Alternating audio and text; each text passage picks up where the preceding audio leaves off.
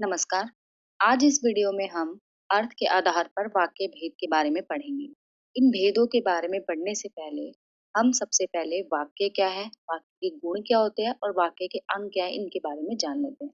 तो स्वागत है आपका प्रियंका अकेडमी में, जहाँ पर आप हिंदी से संबंधित विभिन्न विषयों पर आपको वीडियोस मिलती रहती है।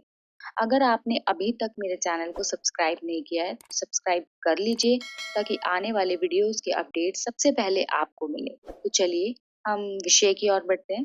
जैसा कि मैंने बताया, आज का हमारा विषय अर्थ के आधार पर वाक्य भेद। वाक्य दो आधारों पर भेद किए जाते हैं वाक्य के, एक अर्थ के आधार पर और एक उनकी रचना के आधार पर, बनावट के आधार पर। तो आज हम पढ़ेंगे अर्थ के आधार पर वाक्य भेद। तो मैं सबसे पहले आपको बताना चाहूंगी कि हमें भेद की ओर बढ़ने से पहले हमें पहले बेसिक चीजों को जान लेना बहुत जरूरी है कि वाक्य होते क्या है, वाक्यों की रचना कैसे होती है और वाक्य कहते किसे हैं। जो भाषा की सबसे छोटी इकाई होती है ना, वो होती है ध्वनि। यानी हमने मुख से कुछ उच्चरित किया, हमारे मुंह से कुछ प्रोनंसिएशन हुआ, फिर उसको हमने वर्ण में कन्वर्टेड कर दिया, वर्ण में वो अपना रूप ले लिया।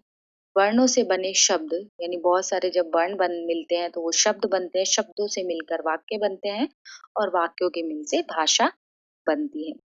तो जब भी हमें अपने मन की बात दूसरों तक पहुंचानी होती है या किसी से बातचीत करनी होती है, तो हम वाक्यों का ही सहारा लेकर बोलते हैं। यद्यपि वाक्य विभिन्न शब्दों के योग से बनता है, विभिन्न शब्दों के योग से ही जो वाक्य बनता है। अब जो ये शब्द होते हैं, ये जब वाक्य में प्रयोग होते हैं तो ये अपनी स्वतंत्र सत्ता खो देते हैं और ये पद कहलाते हैं उस स्थिति में, क्योंकि बहुत सारे शब्द उसमें आ गए, तो वो बहुत सारे शब्द मिलकर ही वाक्य बनाते हैं और उस समय वो शब्द नहीं कहे जाते, वो पद कहे जाते हैं। और हर शब्द का अपना अपना अलग अर्थ भी होता है, पर वाक्य में आए सभी घटक, यानी जितने भी पद है, मिलकर एक पूरा संदेश प्रकट करते हैं। वाक्य छोटा हो या बड़ा, किसी न किसी विचार या भाव को पूर्णतः व्यक्त करने की क्षमता रखता है। अब आप ये मत सोचिएगा कि टॉपिक तो है अर्थ के आधार पर वाक्य भेद और मैम क्या है, मैम कह रही है हम वाक्य के गुण भी पढ़ेंगे, वाक्य के अंग भी पढ़ेंगे। देखिए, अगर आपको चीज को अच्छे से समझना है और ऐसा समझना है कि आपको कभी भी किसी भी तरह का कोई प्रश्न उठकर आ जाए, चाहे आप स्कूल में हैं, चाहे आप किसी कॉम्पिटिटिव एग्जाम की तैयारी कर रहे हैं, तो आप उसको अटेम्प्ट कर सके, आप इतने कैपेबल हैं। क्योंकि आपको जब तक बेस की नॉलेज नहीं होगी, बेसिक चीज़ों की जानकारी नहीं होगी, आप आगे की चीज़ों को सिर्फ रट सकते हैं, समझ नहीं सकते।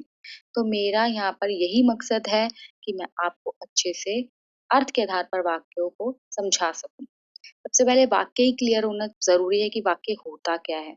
तो अगर हम एक पारिभाषिक अर्थ को लेकर चले, तो ऐसा सार्थक, सार्थक यानी जिसके अंदर अर्थ छुपा हो, ये नहीं कुछ भी शफ़ल हो रखा हो, कोई शब्द आगे हो, जो पीछे आना है वो पहले हो और बाद में हो। ऐसा सार्थक शब्द समूह जो व्यवस्थित हो, जो मैनेज हो तथा पूरा आशय प्रकट कर सके। अब वाक्य में निम्नलिखित बातें ध्यान देने योग्य होती है और वो बातें क्या होती हैं कि वाक्य की रचना, यानी वाक्य बनते समय शब्दों पदों के योग से ही वाक्य का निर्माण होता है। दूसरा, वाक्य अपने में पूर्ण तथा स्वतंत्र होता है, यानी वो अपने में कंप्लीट होता है और एकदम स्वतंत्र होता है। तीसरा, वाक्य किसी न किसी भाव या विचार को पूर्णता प्रकट कर पाने में सक्षम होता है। अब उदाहरण के लिए, यदि कोई व्यक्ति कहता है सफेद जूते, सिर्फ उसने बोला सफेद जूते, तो ना ये शब्द की कैटेगरी में आ रहा, ये दो अलग अलग शब्द हो गए, और ये ना ही वाक्य की कैटेगरी में आ रहा। तो ये वाक्य नहीं कहा जा सकता, क्योंकि यहाँ कोई अपने विचार नहीं प्रकट कर पा रहा, ना ही कोई संदेश दे पा रहा, ना ही कोई ज्ञान दे पा रहा। जबकि अगर उसने बोला मुझे सफेद जूते खरीदने हैं, तो इसमें पूरा सेंटेंस है, सामने वाले को उसने अपना मैसेज दे दिया है, जो भी कन्वे करना चाहता है, जो भी वो संदेश देना चाहता है, उसने दे दिया है, जो भी वो अपने विचार प्रकट करना चाहता है। तो यहाँ पर इस स्थिति में ये वाक्य कहलाता है। अभी तक हमने वाक्य के बारे में जान लिया, अब हम वाक्य के गुण के बारे में जानेंगे कि वाक्य के गुण होते क्या हैं।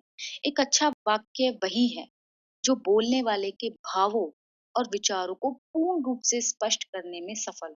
वाक्य वही कहलाएगा जो सामने वाले के मैसेज को एक्सप्रेस कर सके कि वो बोलना क्या चाह रहा है। अगर उसने अधूरा कुछ बोला और वो जो संदेश या जो वो मैसेज देना चाह रहा है वो नहीं पूरा पहुंच पाया, तो वो पूर्ण वाक्य नहीं है।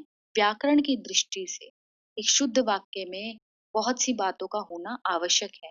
पहला पॉइंट है आकांक्षा, ये व्याकरण की दृष्टि से क्यों? क्योंकि जब हम ग्रामर पढ़ते हैं तो उसके कुछ नियम होते हैं, हमें उसी को फ़ॉलो करना है, हम अपनी तरफ से उसमें कुछ भी ऐड ऑन नहीं कर सकते। जैसे आप इंग्लिश में भी पढ़ते हो सब्जेक्ट का होना चाहिए, ऑब्जेक्ट का होना चाहिए, उसी प्रकार हिंदी भी व्याकरण है और व्याकरण के नियमों का पालन होना बहुत ज़रूरी है। हमें पहले संज्ञा का प्रयोग करना है, फिर क्यों किसका प्रयोग करना है, फिर क्रिया का कब प्रयोग करना है, हमें इन सब चीज़ों का ज्ञान होना बहुत ज़रूरी है। अदरवाइज़ जब छोटा बच्चा हिंदी ग्रामर सीखता है ना और उसको व्याकरण के नियम नहीं मालूम होते, तो वो बहुत सी गलतियाँ करता है। तो अगर आप वाक्य के बारे में पढ़ रहे हैं, तो आप छोटे बच्चे तो बिल्कुल नहीं हैं, तो आपको इन व्याकरणिक नियमों के बारे में मालूम होगा।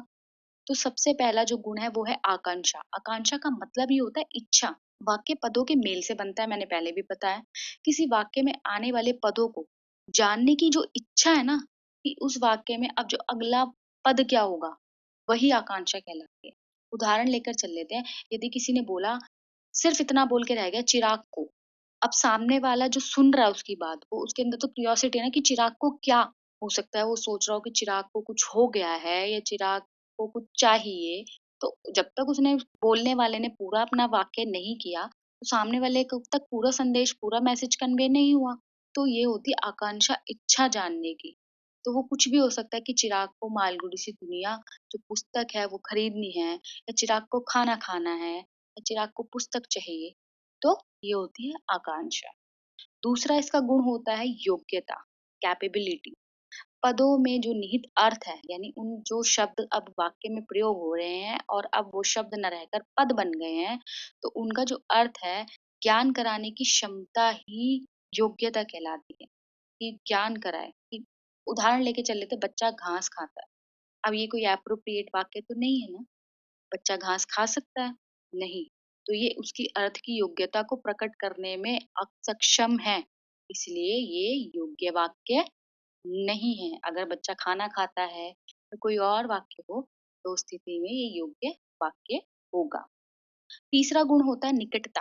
वाक्य का उचित व पूर्ण अर्थ प्रकट करने के लिए पदों की एक दूसरे के साथ कनेक्टिविटी, निकटता आवश्यक है। ये नहीं हमने 1-2 शब्द पहले बोल दिए, फिर बाकी के 2 जो या 3 शब्द जो है वो बहुत लेट बोले, तो जो वो कनेक्टिविटी है, बीच का जो अंतर है वो ज़्यादा होने की वज़ह से जो मैसेज है या जो वो चीज़ है, दूरी आ गई, इसकी वज़ह से जो उच्चारण की वज़ह से वो अर्थ प्रकट नहीं कर पा रहा। जैसे एक उदाहरण लेते हैं, मैंने बोला मीरा की गुड़िया टूट गई है, ये कनेक्टिविटी कम हो गई। मैंने 3 शब्द पहले बोल दिए, टूट गई है बाद में बोला। तो इससे जो दोनों पदों की जो ये पद हैं, इनके बीच की जो दूरी अधिक होने की वज़ह से जो मैसेज है वो ठीक से नहीं मिल पाया। चौथा गुण होता है पदक्रम, यानी वाक्य एकदम सही जगह पर होने चाहिए, जिसको हम जंबल वर्ड्स या जंबल सेंटेंसेस भी कह देते हैं, कि संज्ञा बाद में आ रही है, क्रिया पहले आ रही है। तो जिसकी वजह से जो होता है वाक्य हमें समझ में नहीं आ पाता, कि वाक्य में प्रयोग किए जाने वाले सभी पदों का क्रम निश्चित होना बहुत जरूरी है, कि कौन सा पद कब कहाँ आना है। नहीं तो वो अर्थ स्पष्ट नहीं करना कर पाएगा। उदाहरण लेकर चल लेते हैं, खरीद रीना ली लाल एक ने पोशाक। अब ये हमें समझ नहीं आ रहा कि रीना ने लाल पोशाक खरीद ली। ये तो ठीक है, ये हमें समझ आ रहा है, ठीक है? तो इससे क्या हो रहा है, जो उदाहरण है, पदक्रम का अभाव है, यानी जगह अपनी निश्चित नहीं है, जिसकी वजह से हमें समझने में कठिनाई उत्पन्न हो रही है। और आखिरी और 5वां इसका गुण होता है अन्वय, जिसका मतलब ये होता है मेल या एकरूपता, कि व्याकरण के नियमों के अनुसार वाक्य में पदों का प्रयोग अन्वय कहलाता है। अन्वय कहलाना यानी एक रूप होना जरूरी है, कि सभी लड़कियां और लड़के खेलने लगी गलत है, खेलने लगे, यानी एक रूपता होनी जरूरी है। सेंटेंस प्रॉपर क्लियर हो, वाक्य पूरी तरीके से क्लियर हो। दोनों बहनों ने भाई के का राखी बांधी, तो ये भी एक रूपता नहीं है। इन वाक्यों में क्या हो रहा है, कि जो वचन है, जो लिंग है, जो क्रिया है, इनका मेल होने के कारण ये अशुद्ध है। क्योंकि हमने सोचा जो लड़का है, पहला शब्द लड़का हुआ है, तो लड़के की अकॉर्डिंग हमने यूज कर लिया। नहीं, एक रूपता होनी बहुत जरूरी है, कि जो लड़के और लड़की दोनों लिंगों में या दोनों वचनों में वो प्रयोग हो सके। ठीक है, जैसे इसका शुद्ध जो रूप होगा वो होगा, सभी लड़कियां और लड़के मिलकर खेलने लगे। अभी तक हमने वाक्य की परिभाषा और वाक्य के गुणों के बारे में जाना। अब हम बढ़ते हैं वाक्य के अंग की ओर। वाक्य के अंग जो होते हैं, दो होते हैं, एक होता है उद्देश्य, दूसरा होता है विधेय। ये आपने पहले भी अगर पढ़ रखा है वाक्य, तो आपने सुना जरूर होगा और पढ़ा भी होगा। मैं एक बार फिर से, अगर आपको नहीं याद है तो मैं याद दिला देती हूँ। उद्देश्य उसको कहा जाता है जिसके बारे में कुछ बात की जा रही हो या जिसके बारे में कुछ बताया जा रहा हो, उसको उद्देश्य कहते हैं। और विधेय उसे कहा जाता है उद्देश्य के बारे में जो कुछ कहा जा रहा है, यानी जिसको हम क्रिया भी कह सकते हैं, उसको हम विधेय कहते हैं। उदाहरण लेकर चल लेते हैं उद्देश्य के बारे में। चिड़ियों ने दाने चुग लिए। अब यहाँ पे जो चिड़िया है वो उद्देश्य है, क्योंकि चिड़ियों के बारे में बात हो रही है कि चिड़ियों ने दाने चुग लिए। दूसरा उदाहरण है, छोटे बच्चे को पानी पिला दो। अब यहाँ पे उद्देश्य कौन हुए? छोटे बच्चे। क्यों? क्योंकि उनके बारे में बात की जा रही है कि उनको पानी पिला दो। विधेय, समाचार पत्र में अनोखी घटना छपी। समाचार पत्र तो यहाँ पे हो गया उद्देश्य है, क्योंकि समाचार पत्रों के बारे में बात हो रही है कि समाचार पत्रों के अंदर अनोखी घटना छपी। तो अनोखी घटना छपी है, तो अनोखी घटना क्या हुआ? यहाँ पे विधेय। उसके बाद सुमित साइकिल चला रहा है, तो सुमित हुआ उद्देश्य है, सुमित के बारे में बात हो रही है, और क्रिया क्या है? साइकिल चलाना, तो ये हो गया उसका विधेय। तो ये बहुत आसान होता है, यानी ये मैक्सिमम जो कर्ता होता है वो होता है उसका उद्देश्य, और जो क्रिया होती है वो उसका विधेय। ये वाक्य के अंग होते हैं। अब हम वाक्य के भेद की ओर बढ़ते हैं। व्याकरण के अनुसार वाक्य के दो आधार पर भेद किए जाते हैं। एक होता है अर्थ के आधार पर, यानी दो आधारों पे बांटा गया है, और दूसरा है रचना के आधार पर। अगर रचना के आधार पर हम बात करें तो वाक्य तीन प्रकार के होते हैं: सरल वाक्य, संयुक्त वाक्य और मिश्रित वाक्य, जिसके ऊपर मैं आगे आपको एक वीडियो बनाऊंगी अलग से। लेकिन आज हम बात करेंगे अर्थ के आधार पर वाक्य भेद। ये 8 प्रकार के होते हैं। इनके बारे में हम पढ़ लेते हैं, और हमारी वीडियो में आज हम इन्हीं के बारे में पढ़ेंगे। तो चलिए इन 8 प्रकार के वाक्यों की ओर बढ़ते हैं। तो ये 8 प्रकार के अर्थ की दृष्टि से जो वाक्य होते हैं, वाक्य भेद ये होते हैं: विधानवाचक, निषेधवाचक, आज्ञावाचक, प्रश्नवाचक, विस्मयवाचक, संकेतवाचक, इच्छावाचक और आखिरी संदेहवाचक। सबसे पहला हमारा होता है विधानवाचक, जिसको हम विधिवाचक भी कहते हैं या विधानार्थक वाक्य भी कहते हैं। इसको कैसे पहचानेंगे? जिस वाक्य से किसी कार्य के होने या करने का पता चले, जिससे किसी प्रकार की जानकारी हमें हासिल हो, यानी हमें जिससे ये पता चले कि कोई काम या तो हो रहा है या किया जा रहा है किसी के द्वारा, या किसी प्रकार की कोई जानकारी हमें मिले, उसको हम विधानवाचक, विधिवाचक या विधानार्थक इनमें से कोई एक नाम आप बोल सकते हैं, वाक्य कहते हैं। उदाहरण देख लेते हैं। चंद्रमा चमचमाता है। अब यहाँ पे हमें एक जानकारी मिल रही है, हमें पता चल रहा है, और क्रिया भी हो रही है कि चंद्रमा का काम क्या है? चमचमाने का, यानी एक कार्य हो रहा है। धूप में बड़ी गर्मी है, ये हमें पता चल रहा है कि धूप में बहुत गर्मी होती है। बादल बरसते हैं, बादलों का काम क्या है? बरसने का। मुझे बाजार जाना है, और बाजार जाने का क्रिया, और ये बाजार जाने का कार्य किया जा रहा है। रमेश ऑफिस जाएगा, यानी किसी कार्य के होगा, ये फ्यूचर की बात हुई कि कोई कार्य किया जाएगा, अभी तक हुआ नहीं है यानी होगा। और आखिरी, भारत एक देश है, ये हमें एक प्रकार की क्रिया का पता चल रहा है, कोई कार्य हो चुका है, भारत एक देश है। ये होते हैं हमारे, बहुत आसान है, विधानवाचक वाक्य। अगला पढ़ते हैं निषेधवाचक, जिसको हम निषेधात्मक वाक्य भी कहते हैं। नाम से ही पता चल रहा है निषेध, यानी जिसमें मत, नहीं, ना, इन सब शब्दों का प्रयोग हो, वो हमारा निषेधवाचक वाक्य होता है। जिन वाक्यों से हमें कार्य के ना होने का पता चले, कोई कार्य नहीं हो, और जिन वाक्यों में मत, नहीं, ना ऐसे शब्दों का प्रयोग हो, वहाँ पे निषेधवाचक वाक्य होता है। उदाहरण लेकर चलते हैं। मैं नहीं जा सकूंगा। नहीं, कोई काम नहीं हो रहा। वह आज पढ़ने नहीं आएगा, ये क्रिया नहीं हो रही पढ़ने की। सुरेश यहाँ नहीं है, सुरेश यहाँ नहीं है। रमेश काम नहीं करता, और मैंने पानी नहीं पिया, यहाँ पे भी क्रिया नहीं हुई। ये भी बहुत ईजी है। तीसरा बढ़ते हैं आज्ञावाचक, या इसको आदेशात्मक वाक्य भी कहते हैं। सुनकर ही आपको समझ आ जाएगा आज्ञावाचक, जिसमें हमें आज्ञा मिले, कोई आदेश दे, जिन वाक्यों से किसी अनुरोध, निवेद, किसी उपदेश का पता चले, तो ये होते हैं हमारे आज्ञावाचक या आदेशात्मक वाक्य। यहाँ मत रुकिए, ये निवेदन किया जा रहा है। उधर शोर मत कीजिए, ठीक है? यहाँ से जाइए, ये आज्ञा दी जा रही है, यहाँ से चले जाइए। कृपया उधर खड़े हो जाइए, यहाँ से रिक्वेस्ट की जा रही है कि यहाँ मत खड़े रहिए, कृपया उधर जाके खड़े हो जाइए। ये भी बहुत आसान है। चौथा है प्रश्नवाचक। प्रश्नवाचक सुनते ही आप समझ गए होंगे, जिनके अंत में एक क्वेश्चन मार्क आए, प्रश्न सूचक चिन्ह है, साथ ही साथ कब, कहाँ, कैसे, क्यों आदि शब्दों का प्रयोग हो, वहाँ हमारा प्रश्नवाचक वाक्य होता है। उदाहरण है, आप कहाँ रहते हैं, यानी प्रश्न सूचक चिन्ह भी आया और कहाँ का भी प्रयोग हुआ, प्रश्न किया जा रहा है। आप क्या काम करते हैं, प्रश्न सूचक चिन्ह। वह आपका मित्र कहाँ पढ़ता है? प्रश्न-सूचक चिन्ह। तुम्हारे पिताजी की तबीयत अब कैसी है? प्रश्न-सूचक चिन्ह।